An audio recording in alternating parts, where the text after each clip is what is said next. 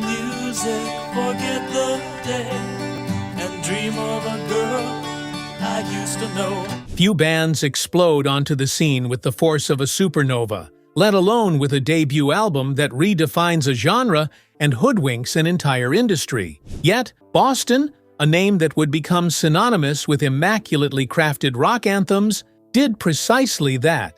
Their 1976 self-titled debut wasn't just a collection of songs, it was a meticulously engineered sonic marvel that outmaneuvered the gatekeepers of rock. The engineer's dream. You're here in your basement without me. We'll mix it in LA, and I'll keep the record company off your back. The story of Boston really kicks off not in a smoky bar or a crowded concert hall, but in the brainy environment of the Massachusetts Institute of Technology, or MIT. This is where Tom Scholz, a highly intelligent student, was balancing his studies with his passion for music.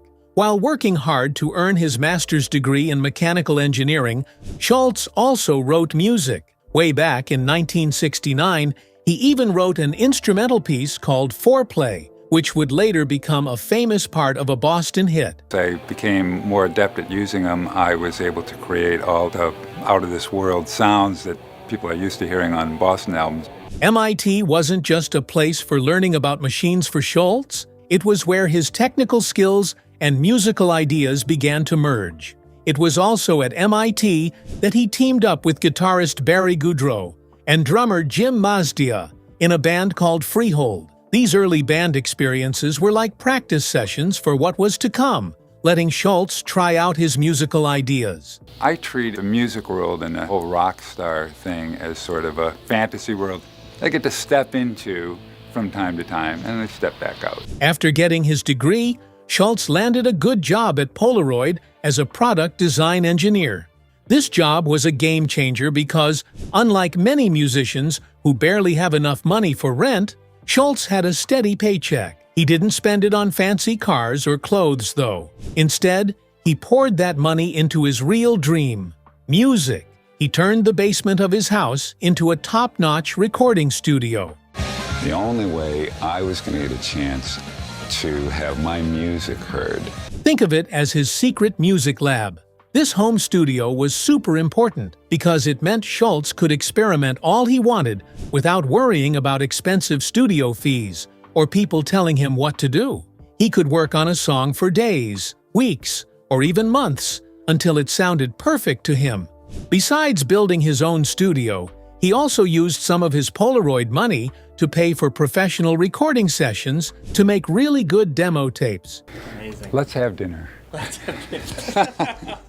Even in these early days, Scholz was like a one-man band, playing most of the instruments himself: guitar, bass, and keyboards. Around 1970, a singer named Brad Delp, whose amazing high voice would become a key part of Boston's sound, joined Scholz, Goudreau, and Mazdia. They had the talent, but the music companies just weren't biting yet. Rejection letters started to pile up, but Scholz wasn't the type to give up. Every few beats in order to create the groove I wanted for the song. I will do anything required in the studio. He just kept working, making his songs better, and developing his unique sound. This determination eventually led him to form a band called Mother's Milk in 1973, with Delp, Goudreau, and Mazdia. The band didn't last long, breaking up in 1974, but Scholz and Delp kept working together closely, with Mazdia often playing drums. What are you doing wasting your time on this engineering stuff? You should be making a new record. Eventually, I had some success. But even with a near-perfect sound brewing in that basement, getting the attention of the big record labels was proving to be a massive challenge. How would Scholz's homemade tapes finally break through the industry's closed doors? Crafting perfection. I think it had already sold 6 or 7 million albums and was still selling like crazy. It outsold every other debut album. Following the short life of Mother's Milk, Tom Scholz didn't waste any time feeling defeated. Instead, he doubled down in his basement studio, a place that was becoming less of a hobby room and more of a high-tech music factory. It was here, between 1974 and 1975, that Schultz, with Brad Delp as his main vocal partner and Jim Mazdea often on drums, created a set of demo recordings that would become legendary. No, I don't have a lot of money. I've gave a fair amount of it away.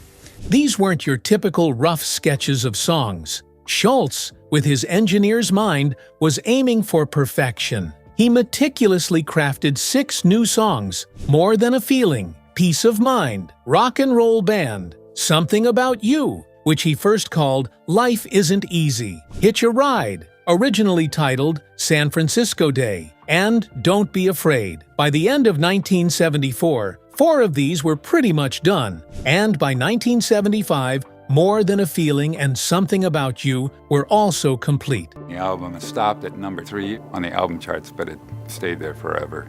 8 months later, I think it had already sold 6 or 7 million. What made these demos so special was Schultz's incredible attention to detail and his unique way of working. He played almost every single instrument on these tracks, all the guitars, the bass, the keyboards. The only instrument he didn't usually play was the drums, which Mazdea handled with skill. But Schultz wasn't just playing the instruments, he was inventing the sound. He used guitar pedals that he had designed and built himself. These weren't off-the-shelf effects. They were custom-made gadgets that allowed him to create the rich, layered guitar harmonies and those incredibly long, sustained notes that would become the signature sound of Boston. Nobody else could get that sound because nobody else had Schultz's gear or his brain. He was literally engineering a new kind of rock music. Brad Delp's contribution was just as crucial. His crystal-clear, powerful voice soared over Schultz's complex musical arrangements, adding the human touch and emotional punch. The combination was magical.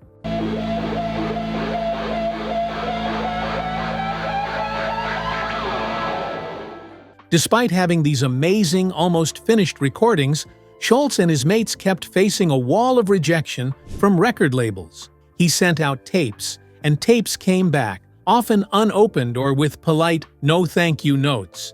It's hard to imagine now hearing those iconic songs, but at the time, most record company A and R guys, the talent scouts, just didn't get it. Maybe the sound was too polished for demos, or maybe it was so different they didn't know how to categorize it. One famous story tells of an Epic Records A&R man, Lenny Petza, initially passing on the demos, only to be convinced later by others. Schultz, however, was not easily discouraged. He believed in his music and his methods. He knew he had something special. He just needed the right person to hear it and understand the vision. The constant rejections were frustrating, but they also probably made Schultz even more determined to do things his way, to prove everyone wrong. How did these meticulously crafted recordings finally escape the basement and land a record deal? And what sacrifices would have to be made along the way? The big break, a tough choice, and a clever plan. There's little here to suggest that this is also the site of one of the great origin stories in all of rock and roll history. After what felt like endless rejections, Tom Schultz's amazing demo tapes finally landed in the right hands. 2 promoters, Paula Ahern and Charlie McKenzie, heard the music and were blown away. They got what Schultz was doing and saw the huge potential. Their excitement and industry connections started to open doors that had been firmly shut. But this breakthrough came with a big, difficult condition. Ahern and McKenzie, along with some record company folks they were talking to, insisted that if the band wanted a record deal, drummer Jim Mazdea had to be replaced. This was a tough pill for Schultz to swallow. Mazdea had been there from the early days, playing on those incredible demos. Schultz felt a sense of loyalty. Brad Delp later said in an interview that Mazdea himself wasn't as keen on drumming anymore,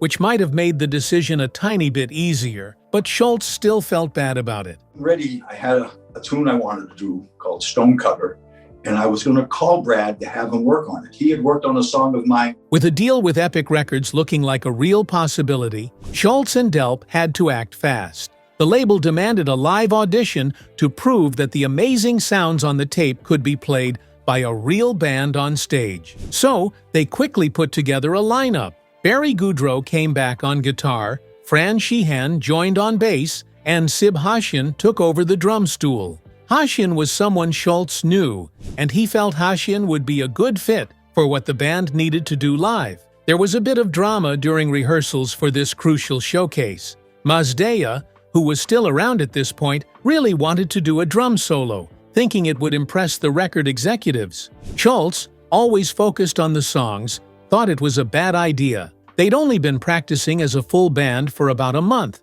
and he wanted to show off the tight arrangements, not flashy solos. Schultz went with Hashian for the audition. The showcase was a huge success. The band played brilliantly, and Epic Records was convinced. They offered Boston a contract, a big one, for 10 albums over 6 years. Like classical singing, they have a falsetto, but it's a distinct. They're going, and they hit the falsetto, they go into this falsetto. Now came the really clever part, the move that showed how Schultz outsmarted the industry. Epic Records, like any big label, wanted the band to re-record their songs in a fancy professional studio in Los Angeles. They figured the demos were good, but real producers and engineers could make them even better. Schultz knew this was a terrible idea. He had spent years perfecting his sound in his basement. He had his own custom gear and his own unique recording methods. He knew that no LA studio, no matter how famous, could recreate what he had already achieved. Plus, he liked working at his own pace, without record company people looking over his shoulder. So, Schultz and John Boylan, a producer who was helping them deal with Epic, came up with a genius plan. To keep the label happy, the band, Goudreau, Sheehan, Hashian, and Delp, for some of the time, was sent off to Los Angeles. They were basically a decoy. The record company thought Boston was recording their album on the West Coast, like most bands did. I think it was a little different for the time, and we just sort of had the trust that we liked it and hoped that other people would too. But the real work, the heart of the album, was still happening in Tom Schultz's basement in Massachusetts. Schultz stayed behind and secretly re-recorded most of the music himself, playing almost all the instruments just like he did on the demos. The only instrument he didn't play on most of the final album was the drums, and even then, he invited Jim Mazdeya back to play drums on the song Rock and Roll Band, which was a nice touch. Once Schultz had all the instrumental parts recorded exactly how he wanted them, the tapes were flown to Los Angeles. Did Tom kind of predict how this was going to happen? Could he see the future for the band? My recollection was, and I think it was true of both of us, that we thought it was either going to do real well or just zero.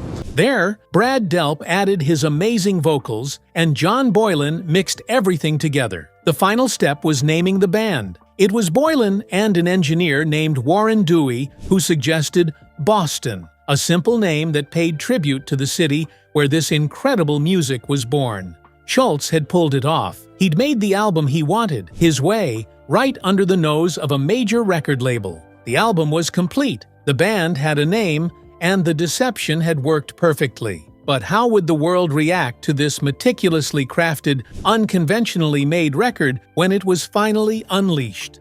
The sonic boom.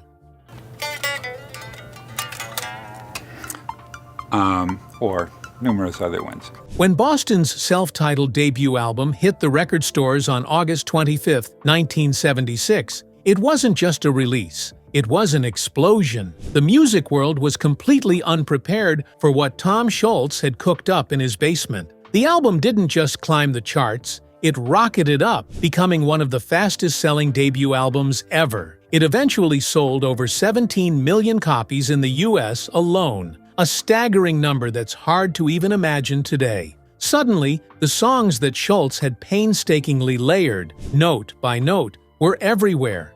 I used to dread singing that song because of the high notes, but now we have two singers. Fran Cosmo was on the newest album, the Walk On record. You couldn't turn on the radio without hearing the soaring guitars and Brad Delp's incredible voice.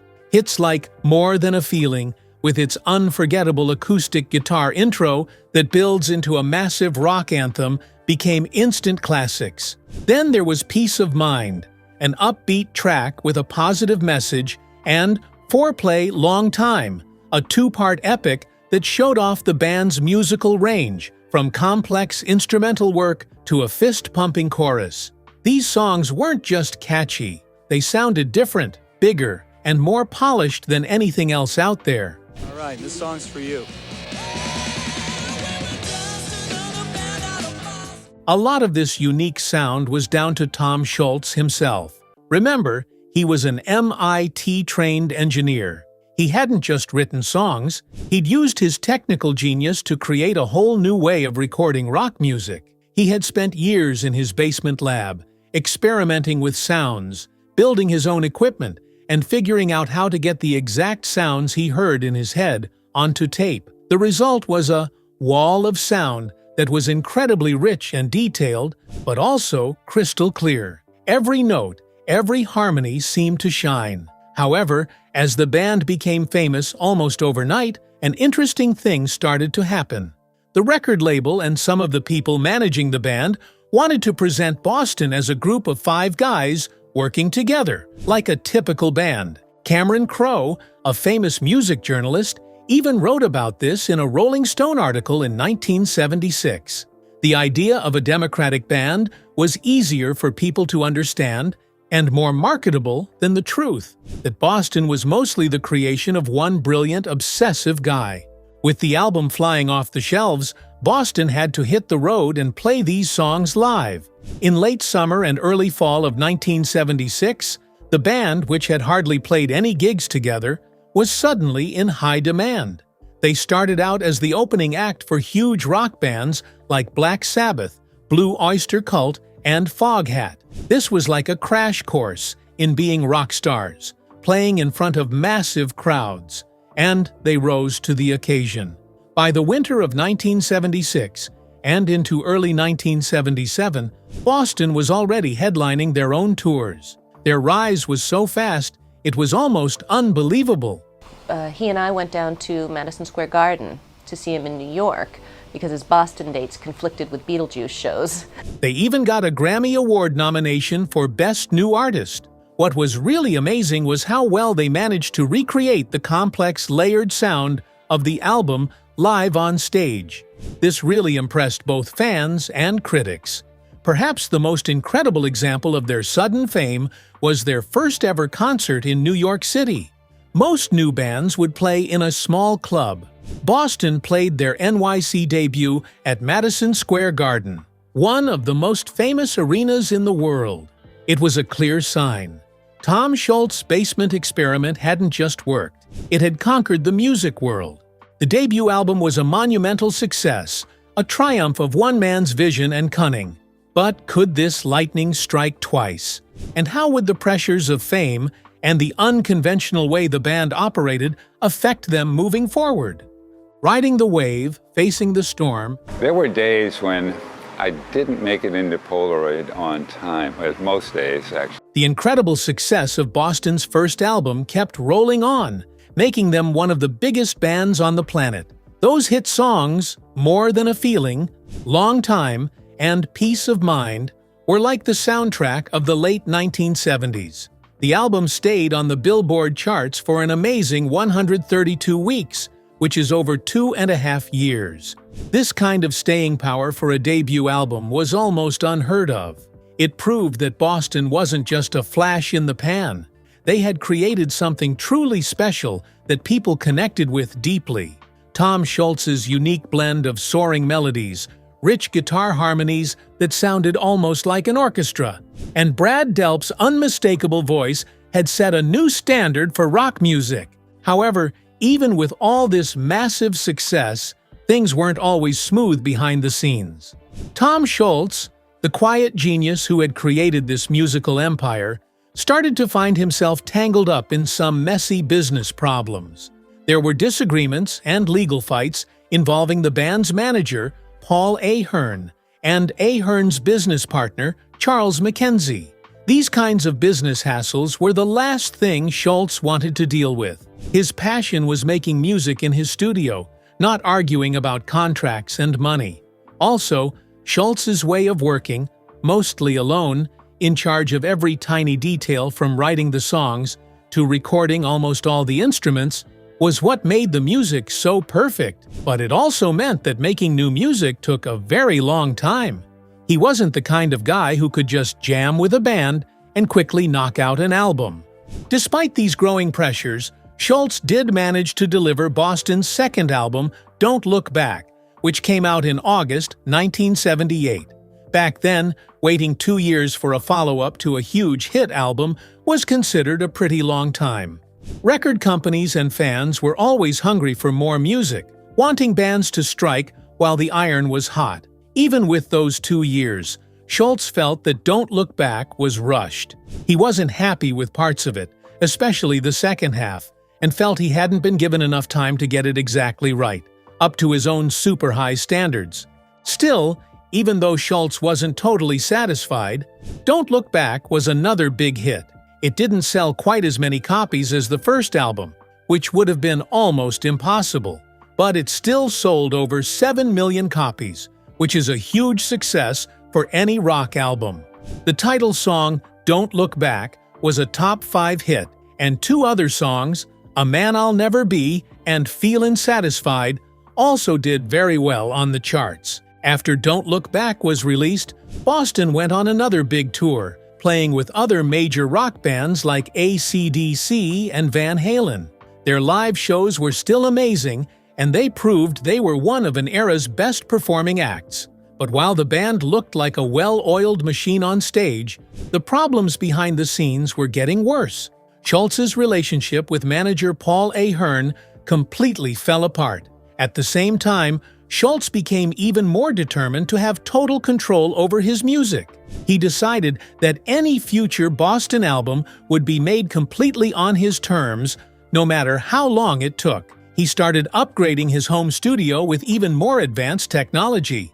This dedication to perfection, combined with the business troubles, meant that the wait for Boston's third album would be much, much longer than the wait for the second one. Tom Schultz was not going to be rushed again.